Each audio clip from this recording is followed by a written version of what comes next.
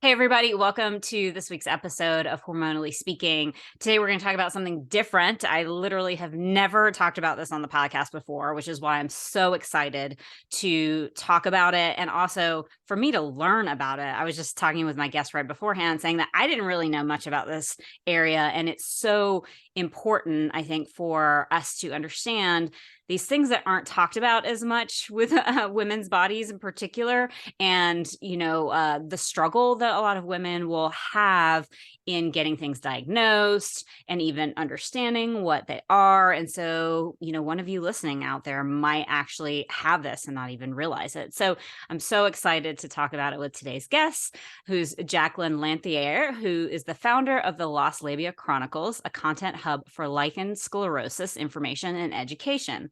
She is also a content creator, board member, facilitator, and volunteer for Lichen Sclerosus Support Network, a nonprofit organization whose mission is to empower people with lichen sclerosus by providing evidence-based education. Welcome, Jaclyn. Well, thank you so much for having me, Christine. I'm super excited to be here. Yes. So the thing that we're talking about that I haven't talked about on the podcast before is lichen sclerosus. So let's start off with what it is for people that, like me, don't know. Right. And to be fair, most people don't know. When I was diagnosed, I was literally like, I'm sorry, what? Like, what is that? Okay, so what is lichen sclerosus? So lichen sclerosus is a chronic inflammatory skin disorder that primarily affects the genitals, so the vulva, the perianal area, and the penis as well. Okay. For people that have penises. And you can get it on the non-genital parts of your body. So you can get it. The common areas tend to be like the upper arms, the chest, the thighs. So, but primarily we see it in the genitals. Okay. And it is considered an autoimmune disorder. Okay. There's still a lot of research that they need to do, but we have kind of global consensus in the medical community that it is autoimmune.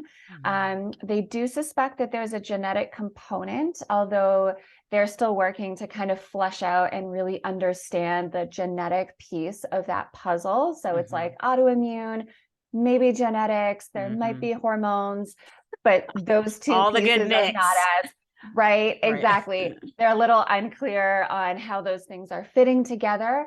So when we talk about signs and symptoms, signs are things that you can visibly see, and symptoms are things that you can feel. And this distinction actually is important when we talk about it. So for signs, we're going to talk about vulvas. So I've got this little vulva puppet here. I love it. So this dark purple, I'm not the greatest at describing colors, but we're going to go with dark purple. These are like your outer lips. The inner lips are this kind of crimson-y magenta color. Then at the top, you have that little nub that they commonly call it. So this navy blue part is your clitoral hood, and that kind of covers or partially covers the clitoral glands, which I've just revealed in pink here.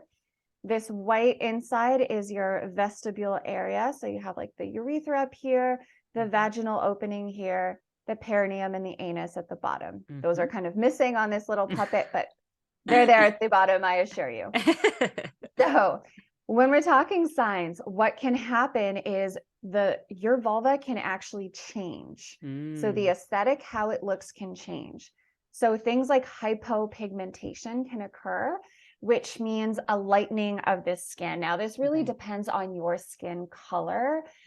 So it can present anywhere from like a white, like a printer paper white, to a kind of grayish, maybe silver, even ashy colored, but it's a lightening of the skin that you'll experience.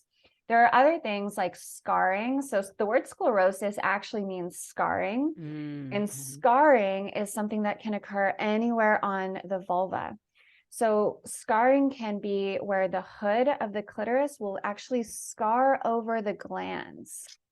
So in a healthy vulva that, doesn't have any disorders or things going on, you can retract the hood. You can pull it up by making that, upwards pulling motion. For people with lichen sclerosus, depending on the severity of their scarring, and a lot of people will call it fusing, is you can't Doesn't retract it. move. Mm, It doesn't move at all, right? The skin, the tissue should really be elastic and mobile, right. but it doesn't Scar move. And tissue this is not. causes, Yeah. exactly, it's very Mhm. immobile. Mhm. And, we'll talk about all the complications that can come with, having this.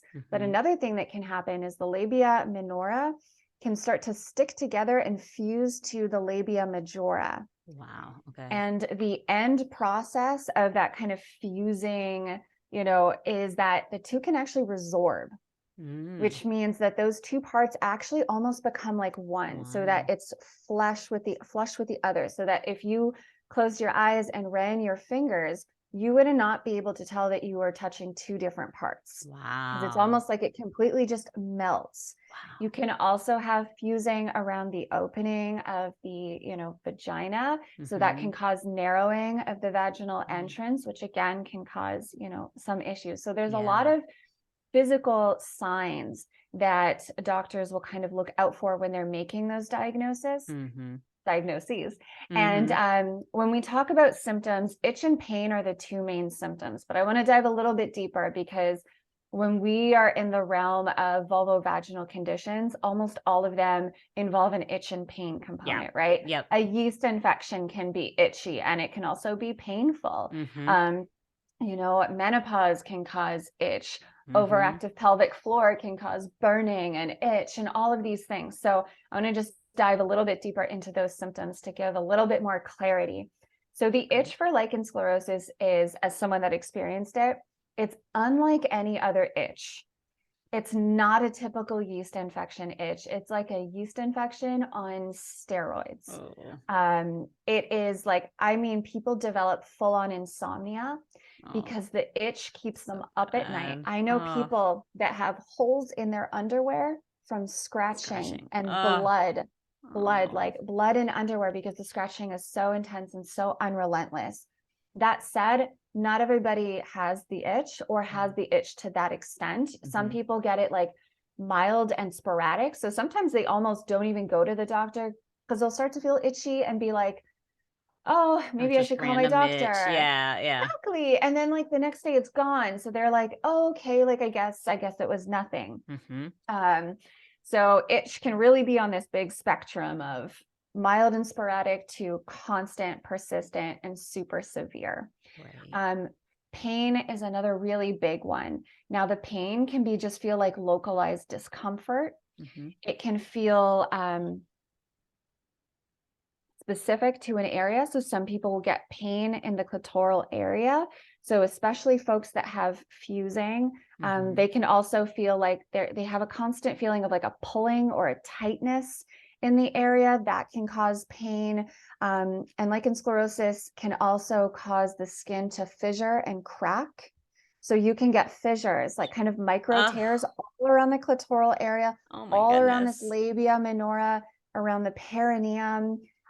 People can tear more easily. So tearing during sex is definitely a big one. And again, when we talk about tearing during sex, we're often talking about the vaginal opening and the perineum. Those areas tend to be the big ones. But you can tear anywhere, and you don't need to be having sex to tear. So some people with more advanced lichen sclerosus will say that they're walking up the stairs and they tore. Walking up the stairs. Like, so bad. Right? It's just like walking. So the skin tears more easily, because the word lichen actually means like hard, rigid, thick. And lichen sclerosus causes the skin to thicken and harden. So that scarring that we were talking about, we lose that elasticity. And because the skin isn't elastic and mobile, it can crack super easy when we're trying to stretch it. I almost say, like, if you think about an elastic, a thin elastic, and you can stretch it really easily. But if you take like a thick elastic that you find around like broccoli, let's say, and you try to stretch it, it doesn't go very far. And so that's what happens with lichen sclerosus skin. So because it lacks that mobility and elasticity, it can tear really easily. Pain with sex is a really big one as well. Some people will say, some people will say, oh, like they'll feel the tear. So that obviously hurts. And other people will say like it burns, or it just like they get like sharp pain and stinging during sex. Other people will say that sex is fine, but after they're done sex, they'll be burning, like their vulva's on fire for weeks. So pain can really feel like stinging, like little paper cuts. It can feel like aching and kind of just general soreness. Soreness is a big one. So if people are sitting, they'll say like, oh, it just feels like so super sore. It can burn. So really a whole host of things when we're talking about pain and itch, but those seem to be like the main kind of symptoms. Gotcha. Can any tearing happen inside the vaginal canal too, or is it mostly just the outer vulva? So that's a great question. Lichen sclerosus does not, or in most cases, almost never affects the inside. Okay. So lichen sclerosus affects the outside. So if there are issues inside of the vagina, it's likely caused by a secondary condition, which could be something like hypertonic pelvic floor, which is where the muscles get super, super tight. Because if you think about it, like, if we're experiencing pain with sex repeatedly, it makes sense that our bodies would start to guard and tense up to protect us, which means that if my body's doing that and, I'm trying to put something inside of me and those muscles tense up, then I can experience now pain and issues inside of the vagina. Right. So a lot of times when people say stuff's going on in the vagina, it's definitely something to discuss with your healthcare provider to see what is going on the inside, because lichen sclerosus almost exclusively is affecting the outside of the vagina. Yeah, that's good to know. And I'll just add to that, I did pelvic floor therapy after some surgeries that went wrong. And it was fascinating for me because I didn't even realize I had this kind of intense tightness on the left side of my vagina until the pelvic floor therapist was in there. And what was fascinating about that too is you hear so much about doing, Kegel exercises.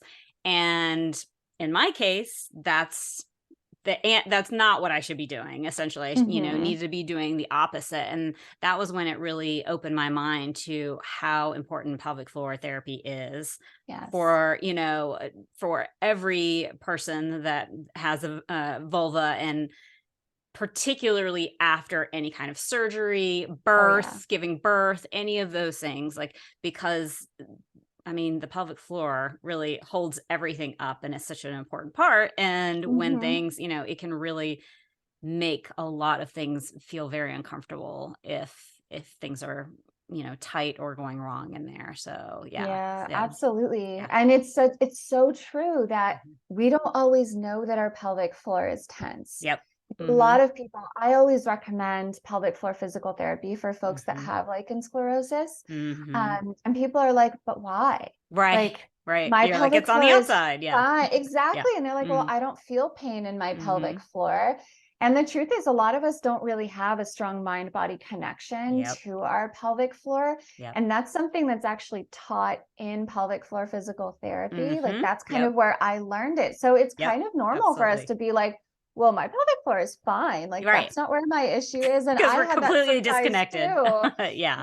And then they go in and they do their assessment and they're like, well, actually, your pelvic floor muscles are really tight, or they find that you're riddled with trigger points and all of these things. And you had no idea. And again, like you said, because the pelvic floor holds all of the reproductive organs and our bladder and our rectum and all of that, and it connects intimately to the vagina and the vulva, it's like, well, it all makes sense. But until somebody kind of puts those pieces together for you, it's kind of like, well, why would you have thought to go to pelvic floor physical therapy for a vulvar condition? Right. Absolutely. I'm so glad that you brought up that point, because it is such an overwhelming thing, I think, for a lot of women to even start to tap into, but it's so empowering to go to a pelvic floor therapist, in my opinion. And you really do start to make that mind-body connection on a different level. So tell us your story. And obviously, you went through the process of getting diagnosed. How long did it take before you got diagnosed? What was sort of the lead up? So I started experiencing symptoms in my early 20s. Okay. And what I first started feeling was just discomfort during sex. Mm-hmm. I wouldn't have called it exactly like pain in the like doubled over kind of sense, but just like it kind of hurt and it just felt uncomfortable. But I was like, all right, like not enough to make me worry, just enough to make me notice. Right. And as I kind of moved into my 20s, that discomfort turned into pain. So it started hurting the second I was penetrated. I started experiencing like burning pain during and after. And then around my mid-20s, I also started to tear with sex. So for me, that was primarily my perineum and at the vaginal opening. Gotcha. And that was like really, really distressing to feel and to experience because, you know, I would talk to my friends, you know, that were having sex and they were like, everything's good. No one ever mentioned like the pain and the tearing. Definitely no one said tearing. Like that's a word I never heard at all. And so I was like, what's going on here? So at this period, I would go into different clinics and I would be like, you know, and this is something that I'll circle back to at the end, but I would say my vagina hurts. My vagina hurts. I don't know what's going on. Give me a look. And perhaps unexpectedly, unsurprisingly, they would do the typical, like a quick look inside and, you know, everything looks great. You are perfectly healthy. We'll run some STI tests just in case, because that could be causing it, but otherwise you look fine. It's probably because you're very small and your partner's probably too big.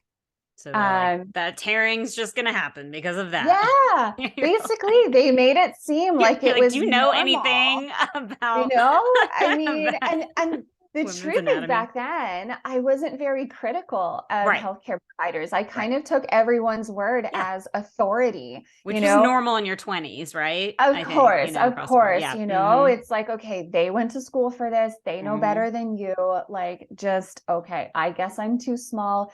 Another thing I heard was, you're probably really stressed. And it's probably stress causing the pain. My favorite. They will put that on anything. On everything. And it's kind of funny because in part, they're not wrong, right? Like stress plays a huge role in almost every condition. And that's a big piece of it. But what I dislike is when they make that to be the sole cause. And everything is put under that, because I was like, I agree. Of course I'm stressed. Like, why wouldn't I be stressed? Every time I have sex, my body tears. Like, that's stressful. Of course I'm stressed. But also, I have a hard time understanding how stress would literally tear my body open. Exactly. Like, that was it. And then so like sometimes too, they would tell me, you know, it's probably stress. You should try doing yoga. That's my favorite. Thought that was really, really funny, because I would literally show up there having just left the yoga studio with my strap and my yoga mat, and I'm in my, you know, Lululemons. You're like, why do you think I look like this? But exactly. Like, I would just live in activewear for fun. Like, I just came from yoga. Like, I do these things. I do, quote, the right things.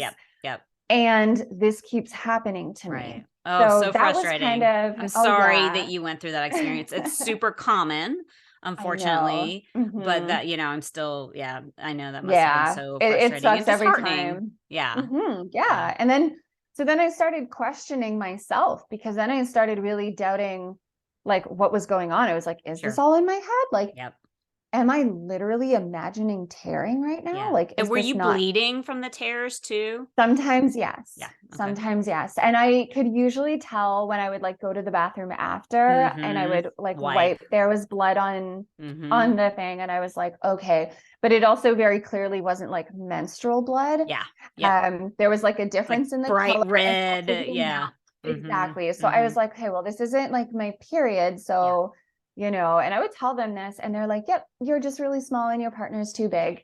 And I was like, it's like, do you know anything about women's anatomy? I mean, come on. And these were, you know, a lot of these doctors were women too, right? Like they weren't, this wasn't all like old white men telling me this. It happens just as often with women doctors. Yeah. Yep. So I was like, okay. And I just kind of felt really hopeless. And the tearing just kept progressing. And then I would say that when I was in my 30s, like pain became excruciating when I tried to have sex. Like it was now like, I was like, I don't think I can do this anymore. This pain is too much. And even when I wasn't having sex, I was in pain because I had fissures all over the vulva. I had fissures around the clitoral area, my labia minora, they were everywhere. And how I describe this to people is it almost felt like someone made like 100 paper cuts all on my vulva and then took lemon juice or rubbing alcohol and poured it on top. And that's how I felt even when I wasn't having sex. So my, nervous system was obviously kind of stuck in sympathetic mode, Talk stuck about in stress, survival mode. Right. Exactly. Because I was always feeling like this. I was burning. I was stinging, like moving was weird. I could never get comfortable. If anyone, went out and hung out with me, they would notice I was always fidgeting in my seat. Like I couldn't sit still because it was just so uncomfortable and painful and distressing. And so part of this issue is that I did move to London, Ontario, later in my life to do graduate school. And as somebody in grad school, you're kind of just going to the university clinic. And the university clinic has different doctors on rotation. So during this whole time, and now we're talking 10 years, I still don't have a diagnosis. And FYI, that's not uncommon.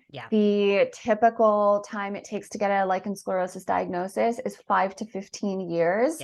So I'm kind of falling right in the middle of this. And so I just want to say really quick that I'm so impressed so often when I hear about chronic pain sufferers who still, like, you were able to still go to school. You were able to still do all because we're just strong, right?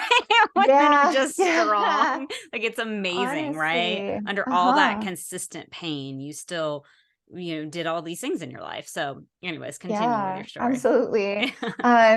So like I'm in grad school, I'm doing my PhD, I'm volunteering on a crisis line, I'm working part-time, and I'm losing it internally. Because I cannot understand what's going on with my body. And so after I finished grad school, I moved to Toronto, Ontario, and that's where I am now. So I've kind of settled here. And I decided like, all right, I'm going to get a family doctor. And hopefully now, well, I wanted a family doctor just in general, right? It is an important thing to have a primary care physician that's kind of watching over you. So I definitely knew I needed to get one of those. And a couple months into moving to Toronto, had sex with my husband. And I almost lost my mind. I was like, I don't think I can do this anymore. And for context, by the way, this is like 2 months into being newlywed. Oh no. Like, and I'm thinking I have to tell my husband, like, I don't think we can ever have sex, and I was like, I need to have this conversation, but I don't know how. So I thought I'm going to try again. I'm going to go to a different clinic. I found a clinic. It was called like Hassle-Free Clinic or something. And it was kind of marketed as a STI / just like genital health space, like anything involving the genitals. So I was like, okay, like this is a clinic unlike before where I was kind of in and out general clinics. I was like, maybe a more specialized place is what I need. So I went in there feeling hopeful that I would get some answers. I did not. What I left with was, maybe you have multiple sclerosis and there's nothing wrong with your vulva. Now, the multiple sclerosis thing threw me through a headspin because my mother had like multiple sclerosis. Oh, wow. So so I've always been mindful that, there is some kind of genetic connection with, multiple sclerosis. So then I was like, oh shit. Like, but it doesn't impact the vulva, right? Not exactly. No. So like with multiple sclerosis, sexual dysfunction is a symptom. Gotcha. But sexual dysfunction is a huge umbrella term. So it's kind of like, well, what does that really mean and everything? And I was like, I guess it could, like if my neurons weren't transmitting or were like transmitting improperly pain signals to the vulva, like maybe. So I was a little bit nervous, but I also just felt completely hopeless at that point. And I actually gave up. This was like 10 years. And I said, that's it. Like, This is it. Like, Yeah. I can't do this anymore. No one can help me. It must be in my head. Yeah. I don't know what's wrong with me. And now I don't know what I'm going to do with my marriage. Oh, you poor So thing. I gave up. I threw in Can the I ask a towel. quick question? Mhm. Were you seeing anything at that point where, like, were you looking at your vulva to see Mhm. anything? Because that's not something that a lot of, Great a lot of question. us do. And Yeah. no, I was Yeah. not. Yeah.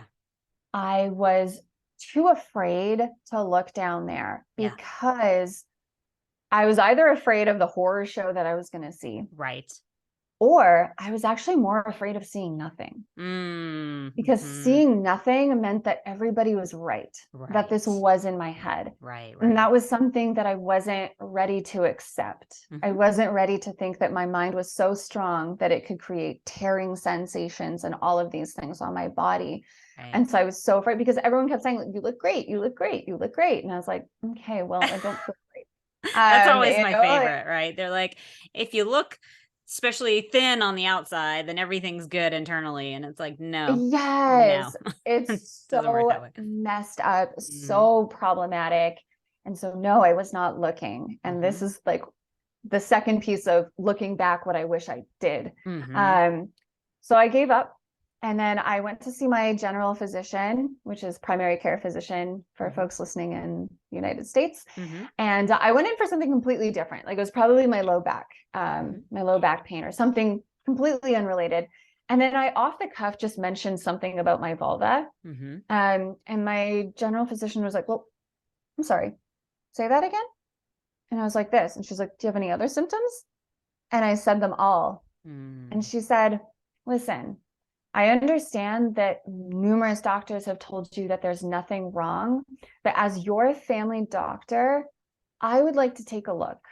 I would like to Mm. take a look and see and be the one to say, yes, there's nothing wrong. You're Mhm. healthy. Mhm. Do you mind if I take a look at you? And I thought, Yeah. at At this that point, point, you're like, whatever. one more doctor looking Yeah. at me down there. I'm already here. I might as well. So I Yeah. went into the next room. You know the drill, right? Mhm. Take off the pants, get into the little stirrups, Mhm. inch your butt down on the crinkly paper. And she walks in, and I swear, not even a second, looks at my vulva and goes, you have lichen sclerosus. So And she I actually said, knew what it was. yeah. And I was like, what? Oh my And then at that goodness. point, then she started to do, a more in-depth Yeah. clinical examination. So getting up front, like examining the clitoris, examining the labia and all of Mhm. that. And she goes, yeah, this is lichen sclerosus. She said, Wow. your whole vulva is white, like white. And none of these And other doctors noticed this? this is the thing. I'm like, what do you mean Yeah. I look great and Right. healthy? It was Yeah. all white. Like, and that's the thing, right? Like, in the vulvar space, we definitely always talk about like diversity, Yep. right? Like, some people have big inner lips, some people have Mhm. small inner lips. They come in different sizes, colors, shapes, and all of this. Mhm. Yes, absolutely. Mhm. And all of those are healthy, Mhm. but also Yes. Right. sometimes just having a new or different presenting vulva doesn't always mean it's healthy. I mean, this Right. was white. So she goes, it's white. And she goes, your labia minora have fused. They're stuck to your labia majora. And she's like, and I can't see your clitoral glands. You're Oh. completely scarred over. And I was Wow. like, my heart was in my, Yeah. beating. I was like, I felt so disoriented. I was like, what is happening? Right. So she goes, okay, put your clothes back on. We'll go back to the other room and we'll discuss this. So she told me, all right, you have LS. It's an autoimmune condition. We do seem to think that it runs in families. So there, you might have somebody in your family with it. She says it can cause sexual dysfunction. And here's a tube of steroids. Go get this prescription filled, Mm. and you'll be on this medication. You apply it daily, and you'll be on it for life. Wow. How I did was you like, feel when she said that? Were you like, I mean, I can imagine it was a range of emotions. oh, totally. I Yeah. was going to say, it was like I was two different people, Yeah. because there was one part of me that was the happiest I'd felt in years, Right. because it was so validating to find Yes. that there was something actually, it wasn't in my head after all. Like there really was tearing, there really was issues. And so there was that validating part. Yep. And then there was the part of me that just felt like someone ran over me with a truck. I can because imagine. I was like, there's no cure and it causes sexual dysfunction. And those were the two pieces that I really held on to. Yeah. And I went home that night, cried, and told my husband now like 3 months that we'd never have sex again because I had this condition. And so, you know, looking back, I think there's a lot of things that took why it took, you know, 10 years to get diagnosed. And I think, you know, one part of that is awareness. People just don't know about it. In gynecology, I think they get about 8 hours on vulvar conditions, on all vulvar conditions. And people have no idea until you start digging into the research how many vulvar conditions there are out there. Oh, I'm sure. So you get 8 hours. Let's think that maybe lichen sclerosus gets 30 minutes and then they never hear about it again. And gynecology and obstetrics really focuses heavily on the baby aspect of it all. So, you know, these vulvar conditions, they slip through the cracks. But then another thing is I kept saying my vagina hurts. I think that was part of the problem, is that I wasn't using the correct term to refer to my anatomy.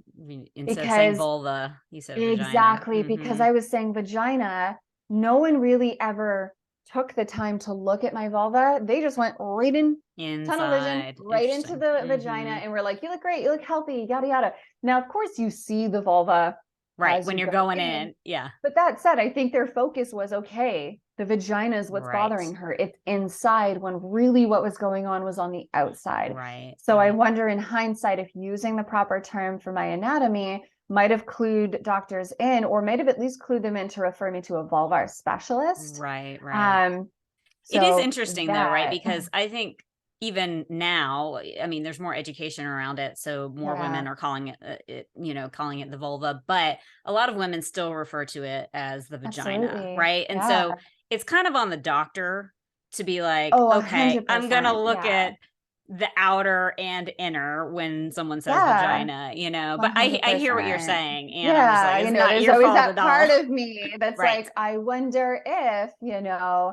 And then the other thing was, as you mentioned, looking down there, the importance of actually knowing what you look like is really is important, because as I mentioned, the diversity of vulvas, it's important to know your normal, because if you have a lighter vulva, that doesn't necessarily mean that you have LS. So if somebody's listening right now and they go down and they look at themselves and they have really small labia minora and they're very pale down there, that's not necessarily indicative of the fact that you have LS. That just might be your normal. But if your normal is pink or brown and now you're white or ashy, that's indicative of something could be going on here. And that's something that you want to report to your doctor. So I wonder, you know, had I looked down there and if I could have advocated better for myself in the doctor's office, I mean, we'll never know.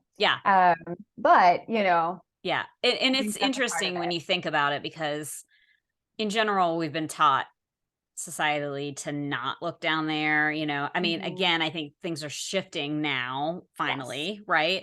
But for, I don't know how old you are, but, you know, I'm 44, and I would say growing up, it definitely was something that most of us did not want to look at. You know, you're just like, whatever is happening down there, you know? And so that is something that needs to start really young, right? Flip the script on that. And, you know, people that are listening, teaching their daughters and, you know, kids with vulvas to really start to embrace and connect now, because then you can really see, you know, what your normal is, especially at a younger age, and then over time see those changes. Yeah. And it's so important. It really, really is. I just started reading Come As You Are by Emily Nagoski. And I'm like, I know I'm late to the table, folks. I know I'm late. I'm so late. I don't know why it took me this long. And like her first chapter is on anatomy. And like she was talking about when she was teaching how like the first thing she would have students do is look at themselves, Mm-hmm. get Mm-hmm. acquainted, get to Mm-hmm. know your body. It's not Mm-hmm. gross. It's not ugly. It's not Right. wrong. It's a part of you. It's empowering to know Empowering. Yep. what you Absolutely. look like down there. But yes, it can be very scary. And I'm 35. And the first time I looked at my vulva was when I was diagnosed at 31. Right. Right.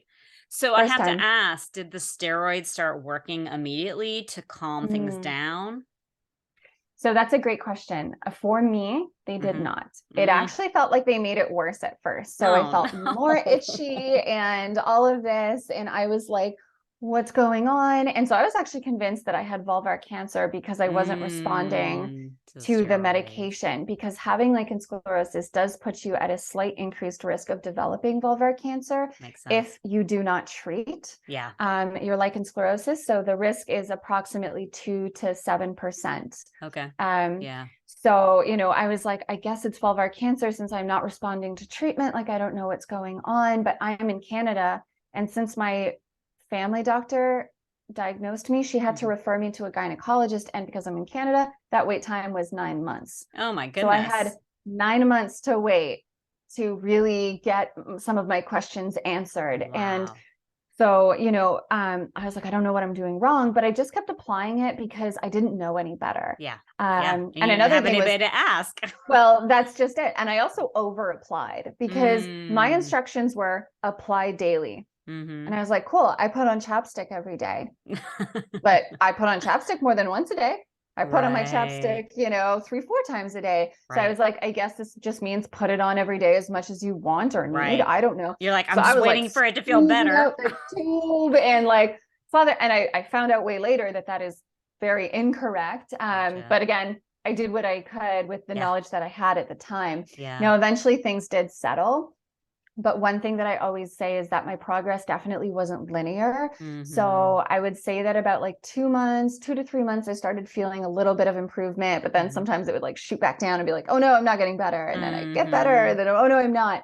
And I think it really took like 6 months to stabilize things. And then 9 months to get into remission. So when I did see that gynecologist, he confirmed that I was in remission. So I was like, oh, great. Didn't even know that was a thing that I could be in, but that's You're good. Like, good news. Thank you. Yay. Yeah. So did that mean that sex was easier over time too, or is that still an issue? If you don't mind me asking. So, oh no, of course. That's a great question. And I love talking about sex. So that is no, like there's literally no such thing as too much information for me. I even have a YouTube video. It's a 3-part thing where I interview my husband on what this was like from his perspective, because a lot of the dialogue in the LS community is based on the patient's perspective. But I wanted to kind of highlight what it's like for the partner of somebody with it.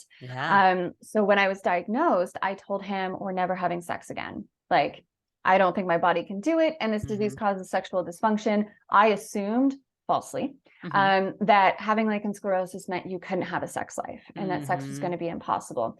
So we actually completely didn't do anything for like a first 1 year. I didn't even want like oral or anything because I just felt so icky down there. I was just like, oh, I don't know. So we actually didn't do anything. Now, when I got into remission, I was almost too afraid to try. Oh yeah, I can imagine, sex. Right? You're like, because I don't want to then rock I was the boat. Like, that's just it. I was like, do you know how long it took me? Like, I've been suffering for like 10 plus years and I'm not itching. I'm finally not having fissures. I'm finally not in pain. I was really, really afraid. But that said, even from the beginning, I knew that I wanted to keep my sex life. I was 31 years old. I was like, you just got married. To me. I don't want to throw in the towel. So I did 2 things. I found a sex therapist. And I worked with a pelvic floor physical therapist because as I have low back problems, I have degenerative disc disease. I am no stranger to being in these kind of rehab centers. So I was sitting in the waiting room, you know, multiple times, and, you know, you're bored waiting for your physical therapist to come. And they usually have everyone's bios like on the wall, you know, they have like each therapist and their little picture and what they treat. And I remember reading about pelvic floor physical therapy and I was like, what the hell is that? And what's the difference between the rest? And I remember seeing that like They work with people with frequency and urgency problems. They work with people that have difficulty having bowel movements, pain with sex, pregnancy, you name it. Amazing. I'm like, it's always, so amazing. I know. And like, I remember it always kind of stood out to me because I had pain with sex. Yeah. But it just, didn't kind of click until I got diagnosed. And then I was like, well, if they can treat people with pain with sex and I have pain with sex because of lichen sclerosus, they could probably help me in some capacity. So they did. Yeah. So working with a pelvic floor physical therapist on the physical aspect, so like working with dilators and kind of retraining the brain and all of that, learning how to relax my pelvic floor. Also just really fostering and developing that mind-body connection to my vulva, to my pelvic floor was really important. And then the sex therapist, she worked with me on the mental health aspect, because now there's a lot of trauma associated with sex. And I knew that that wasn't something that I had the ability to overcome alone. I knew that I needed a kind of professional to help walk me through this. So, I put those two pieces together, and I was working on that, in the back for like a whole year, kind of doing that. And then I joined Lichen Sclerosus. Lichen Sclerosus podcast is hosted by Kathy, and she started these virtual meetups, and I attended one. And this was in 2020, November of 2020. And something that really stood out for me was she asked who in the group was able or having sex, and no one put their hand up. And I was like, oh, wow. Okay. And so the next day, she also has this like online membership, and I joined that membership, and there was a book in there by Dr. Heather Jeffcoat, who's a pelvic floor physical therapist, that was addressing just pain and sex. So how to overcome painful sex. I printed that. I read it on my lunch break. In true student form, you can't break the student out of a student, I guess. I highlighted and Post-it noted and everything. I pulled my dilators out and I got to work, and I worked with those dilators. I also worked on encouraging the parasympathetic nervous system to come online while I was doing this work. I worked on stress. I really just putting all of those pieces Holistic together. Approach. Yeah, exactly. Totally. And then after about 2 months, I could get the biggest dilator in. Wow. And one morning I was just like, I feel ready. I think I can do this. Yeah. And so I went down the hall, and I was like, I called out to my husband and I said, do you want to try having sex? No expectations. No pressure to orgasm on either side. Just it's an experiment. We're doing a little experiment. And we did. And it didn't hurt. Wow. And that's the first time in 15 years, essentially, right? That you didn't have it. And so right after, I sobbed. Oh, I bet. I cried. And for me, it was just, I had no memories of sex ever being completely pain-free. Right. And I never thought that was possible for somebody like me. Wow. And when I got that diagnosis, I especially didn't think it was possible. Right. And then even after that, I went to the bathroom and I felt all of the muscles in my core muscles, everything tensed up because I'm used to it stinging after because I would have a tear. And so the urine would get in the cut and it would sting. So I would brace, and there was it's not hurting. And you're like, okay, body, you can just relax now. Okay. And then after that, I was like, oh no, what if I get a flare up from this or something like that?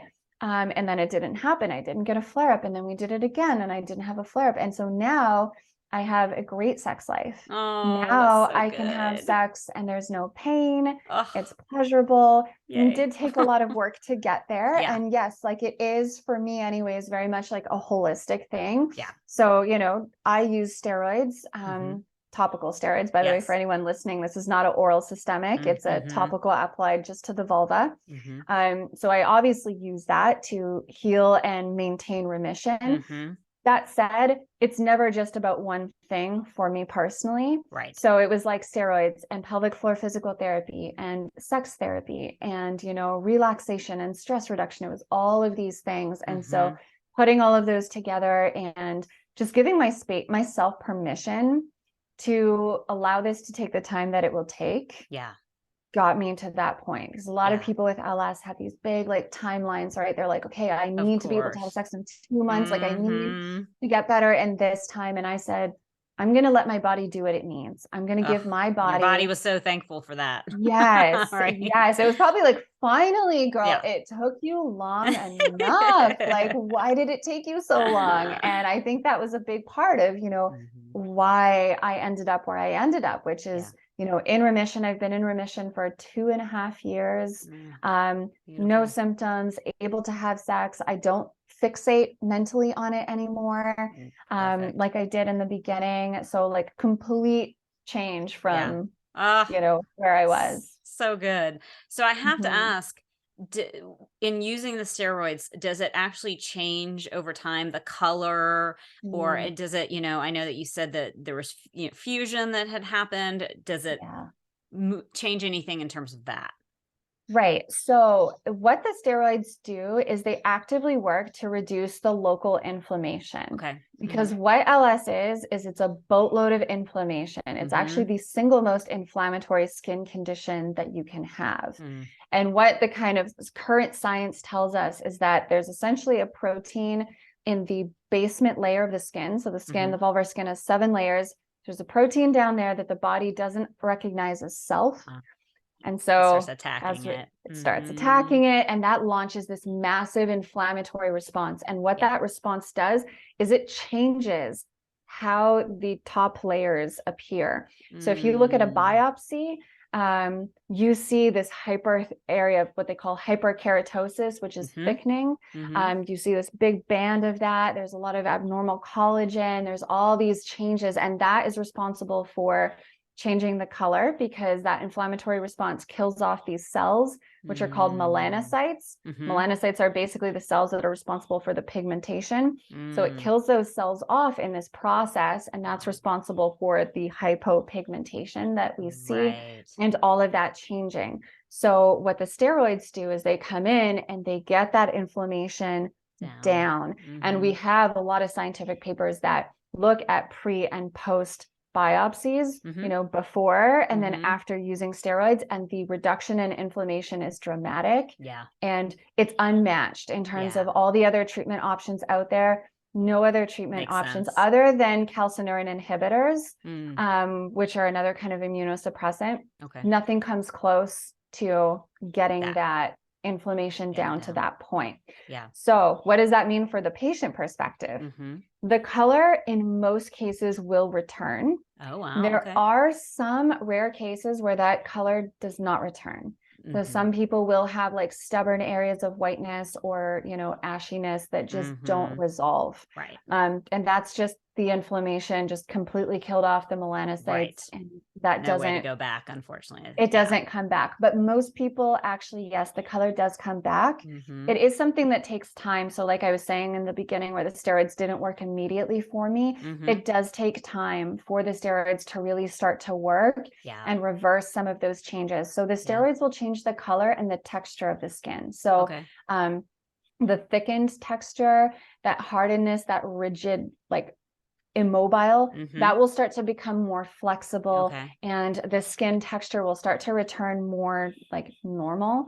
I don't really like that word, but right. So less kind of scar tissue, and more sort of what it is. It's going to have a healthier, exactly. Unfortunately, though, steroids cannot reverse any fusing that has occurred. I mean, that makes sense, because it would be like you have to grow it back almost, that's just it. You would literally have to grow it back. So for labial fusing, there's currently not too much that can be done. But for clitoral fusing, there actually is. You can reverse fusing. So as I was saying, I was completely scarred over. I completely unfused my clitoris. Wow. From the steroids? Not from the steroids. No. From surgery or? No. So it used to be, well, that is an option. It used to be that the main option for unfusing the clitoris was something called a lysis of adhesions. Lysis just means to separate. Adhesions is scarring or the fusing. So they kind of go in with a duct probe and some scissors, surgical scissors. They put you under and they separate the two. The reason a lot of doctors don't like to perform this is there is a tendency for patients to kind of refuse back up afterwards. And that's why when they do agree to do the surgery, they need you to agree to be compliant with your steroids to make sure that you're keeping the inflammation calm enough so that you don't fuse back up or over again. Makes sense. Yeah. But then I started hearing, and that's not really an option for us in Canada, by the way. So I would have had to fly to the United States. Okay. And I was like, this would end up costing me like $30,000. So much money. If you think about the cost of the surgery, the flights, the hotel, the food, the anesthesia, the medication, like I was like, that's not an option. That's exactly right. I was like, that's like lowballing it. So I was like, that's not, that might be in some people's budget. That's not in mine. Yeah. Then I started hearing about, and I read a couple studies on clitoral myofascial release. For I know about myofascial release. So and I was going to say, so anyone that kind of knows, physical therapy and stuff like that, they're very familiar with myofascial release. Even if you've been in the gym, the amount of times I go to the gym and trainers are like, let me work on your fascia is tight, So I kind of knew what that was. And I was like, interesting. So they start using these kind of clitoral myofascial techniques where they're strategically kind of stretching and holding sustained stretches, also doing certain movements, just trying to bring back some mobility to the skin. And, doing it in different ways. It's always good to get assessed with a therapist first, because everyone's fusing is different. So I had to focus more on the left side. And, she gave me certain techniques to do. And a pelvic floor physical therapist did teach me how to do this. And then I also heard a podcast. Kathy had interviewed Dr. Rachel Rubin, who is a huge, big name in the clitoral health and gynecology space, right? Like she just had this big article in the New York Times. So kind of a lot of people know who she is. She actually has a non-surgical lysis of adhesions. It takes about 30 minutes. It's done in office. They numb up the clitoral area. And basically all she's doing is really aggressively stretching until the adhesions break up. So I actually kind of took her technique and kind of applied that to myself, added clitoral myofascial release. And I also added in, and this was experimental and off-label, 2% topical testosterone. And I'm just going to say this briefly, but what happens in the thought with testosterone, and again, this is experimental, is that this is my clitoris here buried around my hand.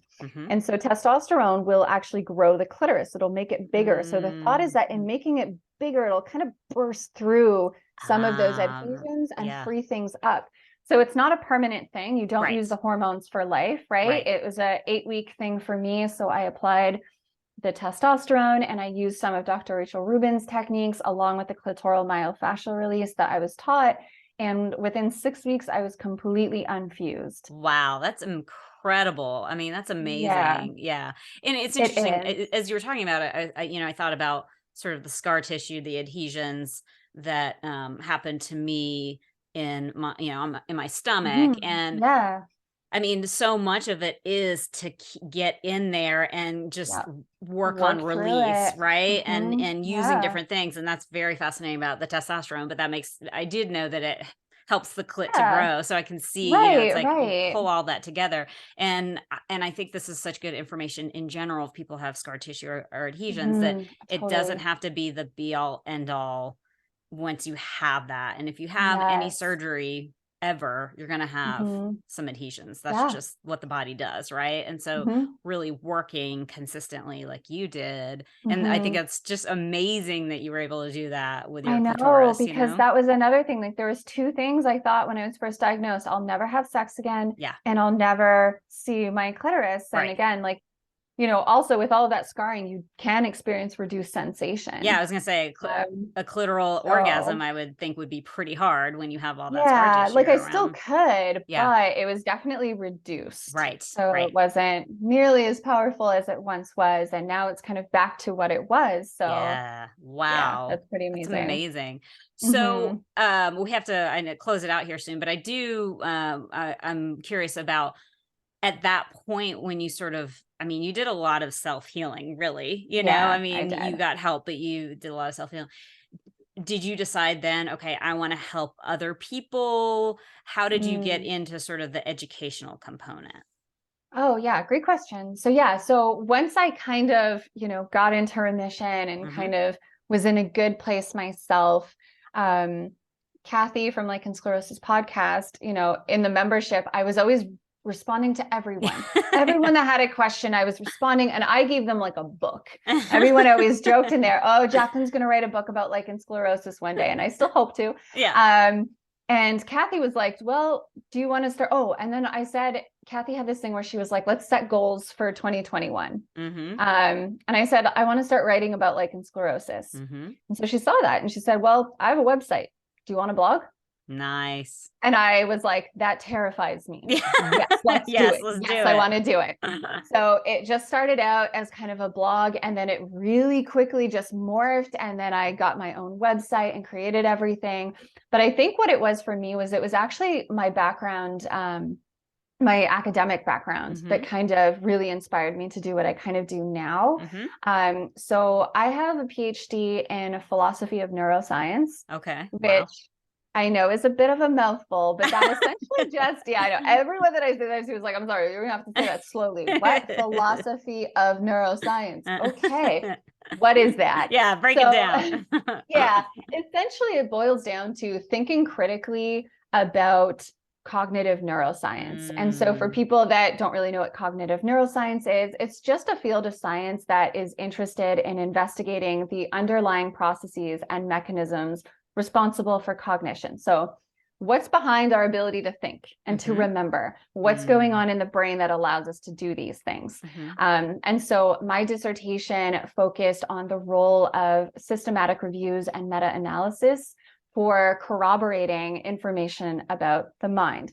Again, I know that's a little bit of, you know, a tongue twister there, but essentially what that means is that my dissertation focused on looking at the protocols and methods in scientific papers to help determine whether we could trust the conclusion from those papers. So a lot of this was motivated by questions like, what makes a good study versus, you know, a poor quality study, and what makes information reliable versus unreliable.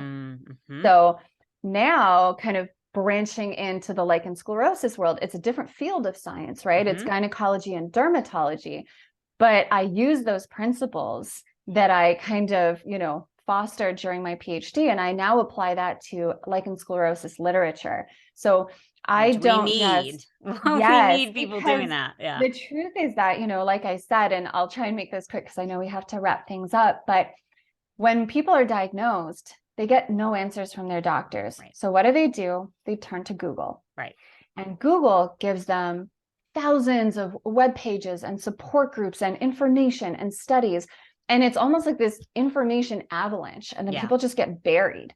And they don't know what's the right way to dig themselves out. So they don't know, like, what information can I trust and what information can't I trust?